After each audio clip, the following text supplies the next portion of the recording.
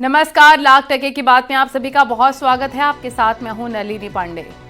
नमस्कार, मैं हूं आपके साथ में मनदीप। सबसे पहले बात करेंगे आबादी को लेकर दिए मोहन भागवत के बयान पर सियासी घमासान जारी है। जहां ओवैसी ने तंज कसा तो वहीं कांग्रेस ने भी सवाल खड़े किए।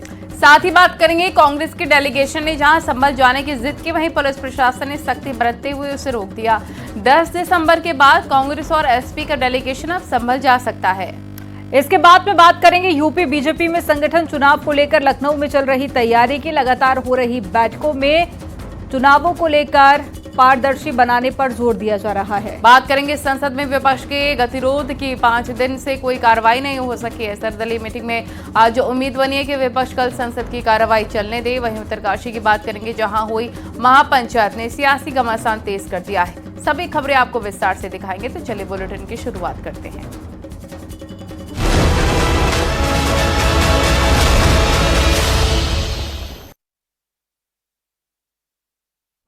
आरएसएस प्रमुख मोहन भागवत के जनसंख्या वाले बयान पर सियासी घमासान मच गया है। मोहन भागवत ने जनसंख्या में गिरावट पर चिंता जताते हुए कम से कम 3 बच्चे पैदा करने की सलाह दी। उन्होंने आधुनिक जनसंख्या विज्ञान का हवाला दिया। एआईएमआईएम चीफ असदुद्दीन ओवैसी ने मोहन भागवत के बयान पर तंज कसा। वहीं कांग्रेस ने सवाल पूछे हैं। आइए जानते हैं क्या है फर्टिलिटी रेट, जिसका जिक्र मोहन भागवत ने अपने बयान में किया है। किसी देश के लिए 2.1 फर्टिलिटी रेट आदर्श माना जाता है। 2.1 सबसे बेहतर फर्टिलिटी रेट माना जाता है। वहीं 1.5 फर्टिलिटी रेट का मतलब जनसंख्या सिमट रही है। वहीं 1.5 फर्टिलिटी रेट का बड़ा असर देश पर आने वाले सालों में दिखाई दे सकता है। देश की एक बड़ी आबादी बूढ़ी होती चली जाएगी, ये उनकी तरफ से बयान सामने आया है। आपको रिपोर्ट दिखाते हैं।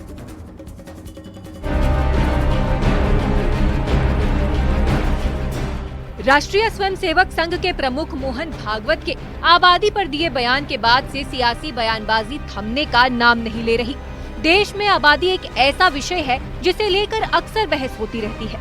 राष्ट्रीय स्वयंसेवक संघ के प्रमुख मोहन भागवत का ये बयान सुनिए, जिसमें उन्होंने न सिर्फ जनसंख्या गिरावट पर अपनी चिंता जताई, बल्कि उनके बयान ने एक नई राजनीतिक बहस को भी तूल दे दिया है। संख्येचा उल्लेख झाला, जनसंख्या कमी होते फार चिंता आहे। चिंतेचा विषय आहे याचं कारण ते शास्त्र, लोकसंख्या शास्त्र जे आधुनिक ते असं सांगतं की 2.1च्या खाली जायला लागलो तर तो समाजच नष्ट होतो, पृथ्वीच्या पाठीवर तो राहत नाही।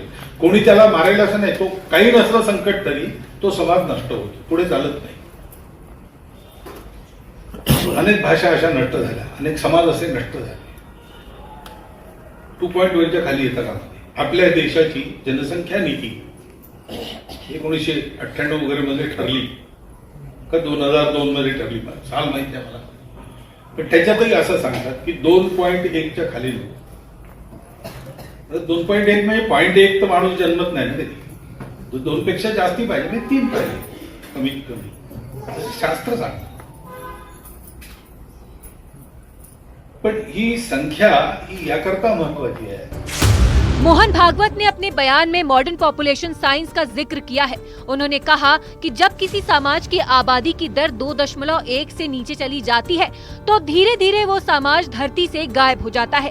इसलिए ये समझते हैं कि आखिर हिंदू और मुस्लिम समुदाय की फर्टिलिटी रेट यानी प्रजनन दर का अतीत और वर्तमान क्या है। 1992-93 में हिंदुओं की फर्टिलिटी रेट 3.3 थी, वहीं मुस्लिमों की 4.41।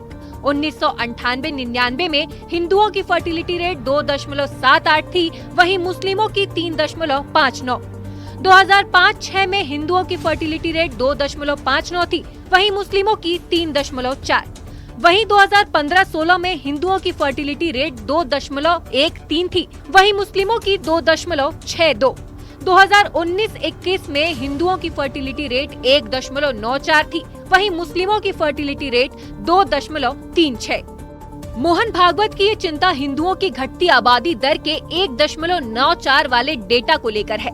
यही वजह है कि एआईएमआईएम के चीफ असदुद्दीन ओवैसी ने मोहन भागवत के बयान पर तंज कसा है, जबकि कांग्रेस नेता प्रमोद तिवारी ने नया एंगल दे दिया है।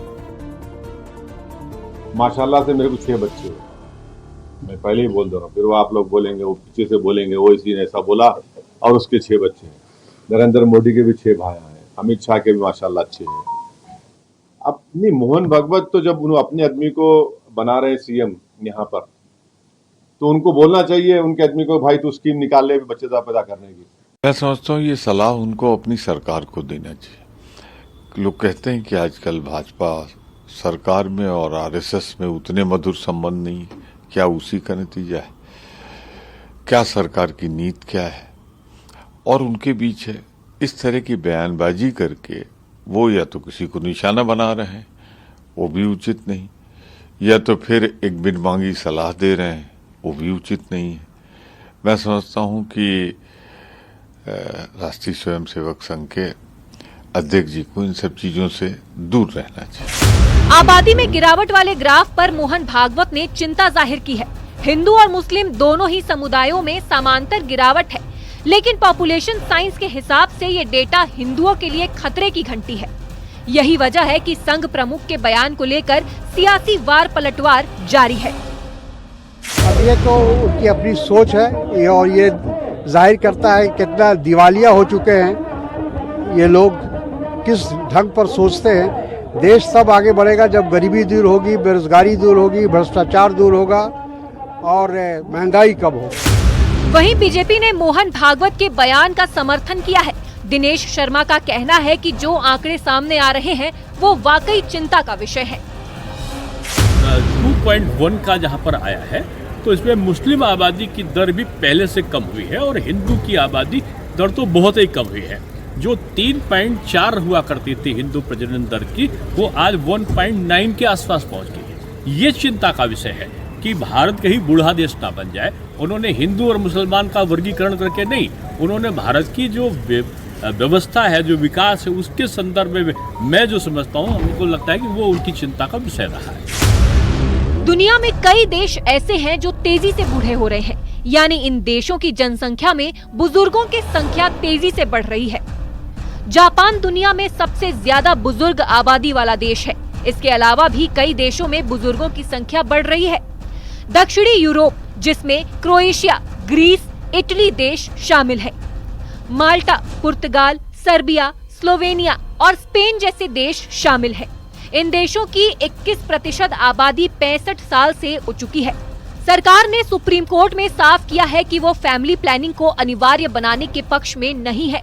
हालांकि मोहन भागवत और आरएसएस के विचारों से ये साफ है कि वो देश में इस विषय पर चर्चा बढ़ाने और जागरूकता फैलाने की कोशिश में है।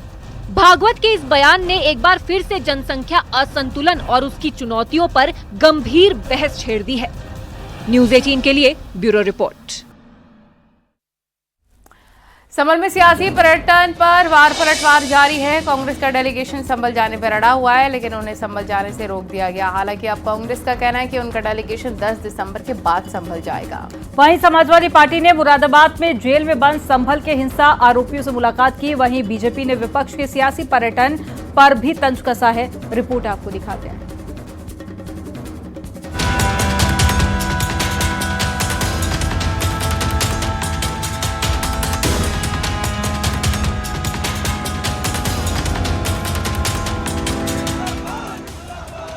संभल हिंसा को 9 दिन बीत चुके हैं, लेकिन संभल बवाल पर सियासत थमने का नाम नहीं ले रही है। यूपी कांग्रेस प्रदेश अध्यक्ष अजय राय के नेतृत्व में कांग्रेस का डेलीगेशन संभल जाने की तैयारी में था, लेकिन पुलिस और प्रशासन की टीम ने उन्हें रोक दिया। प्रदेश अध्यक्ष अजय राय समेत 20 लोग इस प्रतिनिधिमंडल में शामिल थे। हालांकि अब कांग्रेस का कहना है कि उनका प्रतिनिधिमंडल 10 दिसंबर के बाद संभल जाएगा। निश्चित तौर से अत्याचार अन्याय के खिलाफ हम लोग सड़क पर उतर जाना चाहते थे, नहीं जाने सड़क पर बैठे हैं। गांधीवादी तरीके से हम विरोध कर रहे हैं और निश्चित तौर से अत्याचार अन्याय के खिलाफ हम जरूर जाएंगे। जब प्रतिबंध हटेगा तो कांग्रेस पार्टी जरूर जाएगी। संभल में 10 तारीख तक बाहरी लोगों के आने पर प्रतिबंध है। बावजूद इसके कांग्रेस नेता संभल जाने पर अड़े रहे। संभल जाने से रोके जाने पर कांग्रेस नेताओं ने अपनी पार्टी के दफ्तर में ही प्रदर्शन शुरू कर दिया। अजय राय को पुलिस ने कांग्रेस दफ्तर में नजरबंद किया। अजय राय को पुलिस ने नोटिस भी थमाया। वहीं कांग्रेस विधायक ने इसे सरकार की अराजकता बताया। कल मुझे यहाँ पुलिस द्वारा निषेधाज्ञा की नोटिस भी सर्व की गई और रोका गया। क्या कोर्ट का कोई आदेश है कि वहाँ कोई नहीं जाएगा? अगर लोकल एडमिनिस्ट्रेशन ने अपनी नाकामियों को छिपाने के लिए 163 की नोटिस जारी करी है तो क्या ये उचित है? ये तो पूरी तरह से अराजकता है, गुंडागर्दी है सरकार की। मुरादाबाद में भी कांग्रेस नेता सचिन चौधरी को पुलिस ने हाउस अरेस्ट किया। कांग्रेस के संभल जाने वाले डेलीगेशन में सचिन चौधरी का नाम भी शामिल था।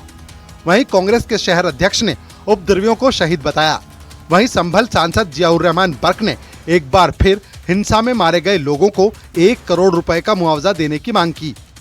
साथ ही साथ सरकार पर हमला भी बोला। जिन परिवार के सदस्यों की हत्या कर दी गई है और एक रिपोर्ट बना सकें कि जो उस घटना के अंदर किस प्रकार पुलिस और प्रशासन के लोग जिम्मेदार हैं, उसकी रिपोर्ट सौंपना चाहते थे। लेकिन हमें अफसोस है कि इस प्रकार से अपनी साजिश और नाकामी को छुपाने के लिए एक तानाशाही अपना आदेश जारी कर देते हैं, कभी 3 दिन का, कभी 7 दिन का। वहीं डिप्टी सीएम ब्रजेश पाठक का कहना है कि कांग्रेस वहां जाकर सियासी रोटियां सेकना चाह रही है, लेकिन किसी को भी कानून हाथ में नहीं लेने दिया जाएगा। निष्पक्ष जांच होगी, जो दोषी होगा उस पर कड़ी कार्रवाई होगी। कांग्रेस पार्टी राजनीतिक पर्यटन के लिए और ऊंट के फसल काटने के लिए वहां जाने पर विचार कर रही है। हम हर स्थिति में लॉ एंड ऑर्डर को मेंटेन करेंगे, किसी को भी कानून तोड़ने की इजाजत नहीं है। बरेली में भी कांग्रेस के प्रतिनिधि मंडल को संभल जाने से रोक दिया गया, जिससे नाराज कांग्रेस नेता और कार्यकर्ता सड़क पर धरने पर बैठ गए।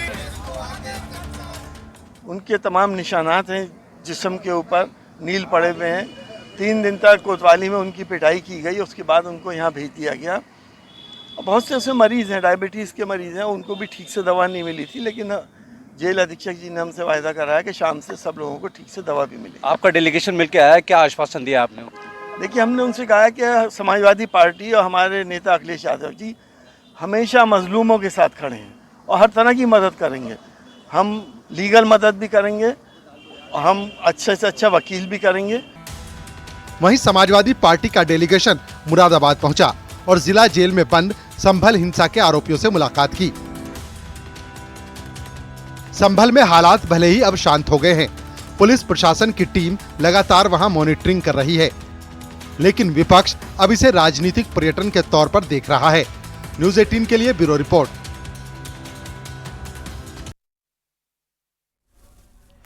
बीजेपी में संगठनात्मक चुनावों को लेकर लगातार बैठकों का दौर जारी है और लखनऊ में यूपी बीजेपी के तमाम पार्टी के पदाधिकारियों और अधिकारियों के साथ में मीटिंग हो रही है।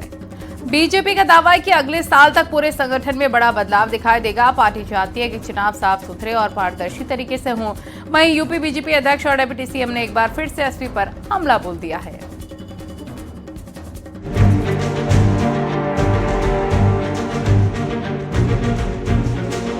लखनऊ में बीजेपी संगठन के चुनाव को लेकर अहम बैठक हुई। राष्ट्रीय महामंत्री विनोद तावड़े की अध्यक्षता में हुई बैठक में बीजेपी के कई दिग्गज नेता मौजूद रहे। बीजेपी ने संगठन चुनाव को लेकर 3 जिलों में एक ऑब्जर्वर तैनात किए हैं। वहीं हर जिले में चुनाव अधिकारी तैनात किए गए हैं। बीजेपी संगठन की चुनाव प्रक्रिया पारदर्शी रखी जाएगी। पारदर्शी प्रक्रिया के लिए बीजेपी ने विशेष रणनीति बनाई है। चुनाव अधिकारी से लेकर पर्यवेक्षक तैनात किए जाएंगे। बीजेपी संदेश देना चाहती है कि चुनाव प्रक्रिया साफ सुथरी हो। भारतीय जनता पार्टी लोकतांत्रिक व्यवस्था में विश्वास रखती और हम पूरी प्रक्रिया को माननीय निर्वाचन आयोग के सामने प्रस्तुत करते हैं और उसके बाद जो परिणाम आता है उस परिणाम से भी उनको अवगत कराते हैं। बाकी कोई भी दल राजनीतिक जो करते हैं, राजनीतिक दल निर्वाचन आयोग को ना तो अपना कोई प्रोग्राम जारी करते हैं, ना प्रोग्राम बताते हैं कि किस तरीके से वहां पर वो निर्वाचन की प्रक्रिया संगठनात्मक करते हैं, क्या अपनाते हैं, कुछ भी नहीं बताते। सीधे नियुक्तियां करते हैं। वहां पर प्रदेश अध्यक्ष और राष्ट्रीय अध्यक्ष बैठते हैं, एक दिन में सूची उनकी जारी हो जाती है। मीटिंग के बाद प्रेस कॉन्फ्रेंस कर भूपेंद्र चौधरी ने कांग्रेस और समाजवादी पार्टी पर करारा हमला बोला। भूपेंद्र चौधरी ने कहा कि विपक्ष के लोग पहले आग लगाते हैं, फिर उसके भड़काने का काम करते हैं। संभल में जो हालात बने उसके लिए विपक्ष के नेता जिम्मेदार हैं। चुनाव हारने के बाद इन्होंने भड़काने का काम किया। इस प्रकार के दंगे कराने के पीछे इन लोगों की सोच है। सरकार ने पूरी तत्परता से कार्रवाई करते हुए इस पर आगे बढ़े हैं। आज संभल का माहौल शांत है। इनका एजेंडा लोगों को भड़काना है, लोगों को उपद्रव के लिए उकसाना है, और यही चरित्र समाजवादी पार्टी और कांग्रेस पार्टी का है। ये लोग केवल राजनीतिक पर्यटन के लिए, मीडिया में सुर्खी बनने के लिए इस प्रकार का आडंबर कर रहे हैं। प्रदेश और देश की जनता इनके चरित्र को सब जानती है। मेरठ पहुंचे डिप्टी सीएम केशव प्रसाद मौर्य का कहना है कि 100 में से 60% वोट हमारा है, 40% में बंटवारा है, उसमें भी हमारा है। चुनाव में जीते तो ईवीएम सही, हारे तो ईवीएम गलत। समाजवादी पार्टी न घर की है न घाट की है, न वो हिंदुओं की है न मुसलमानों की है, न अगड़ी जाति की है न पिछड़ी जाति की है न अनुसूचित जाति की है। और ये समाजवादी पार्टी गुंडों, अपराधियों, माफियाओं, दंगाइयों की पार्टी है और उस पार्टी का यूपी में कोई स्थान नहीं, कोई भविष्य। भारतीय जनता पार्टी के लिए 100 में से 60% वोट हमारा है, 40% में बंटवारा है। बंटवारे में भी हमारा है क्योंकि हमने सबका साथ सबका विकास किया है। हमें सबका वोट मिल रहा है और हमारा वोट लगातार बढ़ रहा है। बीजेपी संगठन में जनवरी तक बड़े बदलाव होने हैं। बूथ अध्यक्ष से लेकर प्रदेश अध्यक्ष तक सभी में बदलाव नजर आएंगे। ऐसे में संगठन लेवल पर होने वाले चुनाव को लेकर बीजेपी चाहती है कि इसे पारदर्शी बनाया जाए ताकि कोई विवाद की स्थिति न बने। इसी कड़ी में लखनऊ में लगातार मीटिंग का दौर जारी है। न्यूज़ 18 के लिए ब्यूरो रिपोर्ट।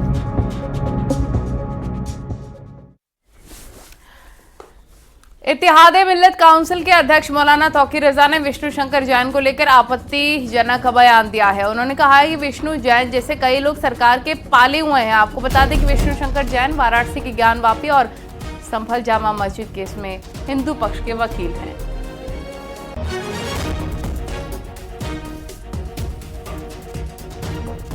नहीं, मैं विष्णु जैन को जानता नहीं। विष्णु जैन अपने आप में कोई चीज नहीं है। विष्णु जैन गृह मंत्रालय के वहां से उन्हें फाइनेंस किया जा रहा है और इस काम पे लगाया गया है।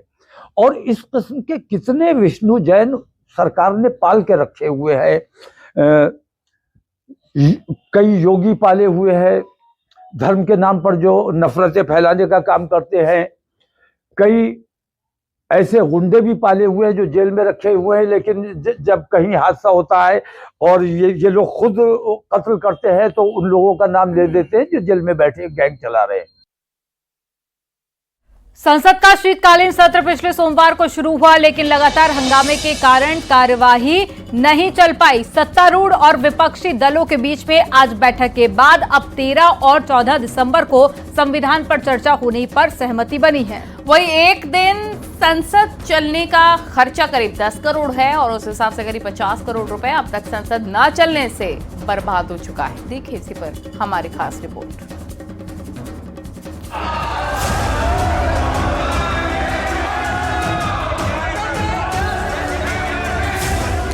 संसद के शीतकालीन सत्र में कामकाज की जगह विपक्ष का लगातार हंगामा ही रहा है।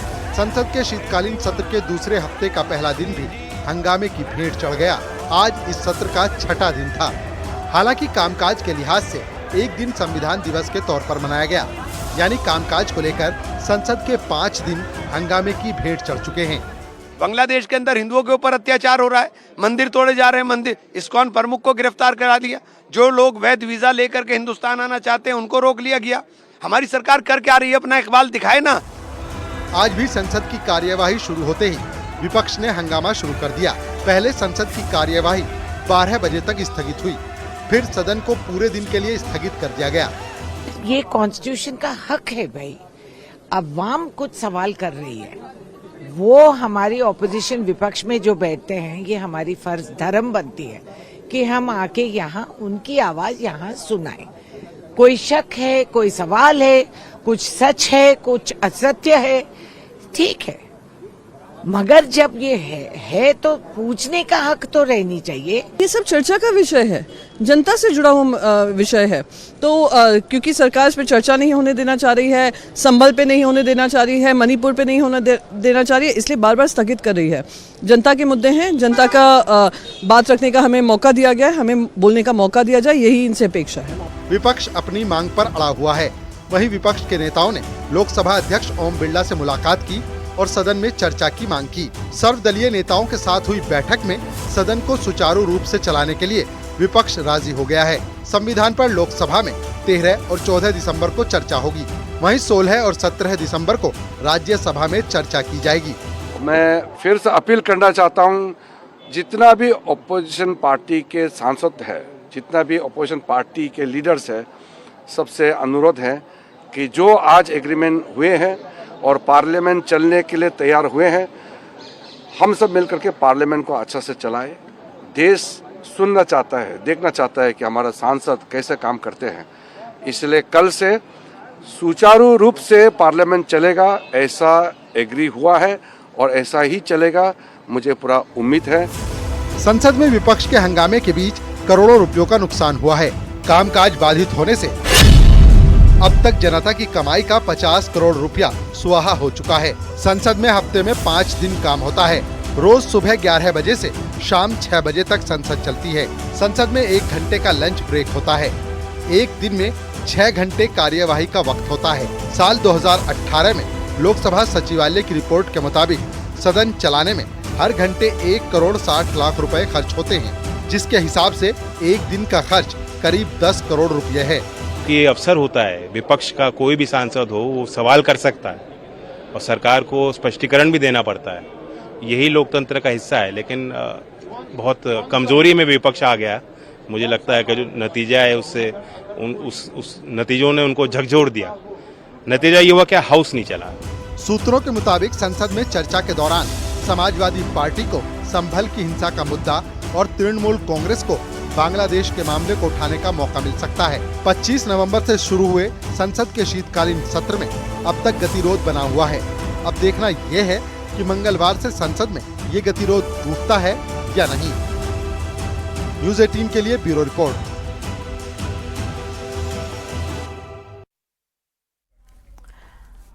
और यहाँ रुकना होगा एक छोटे से ब्रेक के लिए। आप देखते रहिए न्यूज़ 18।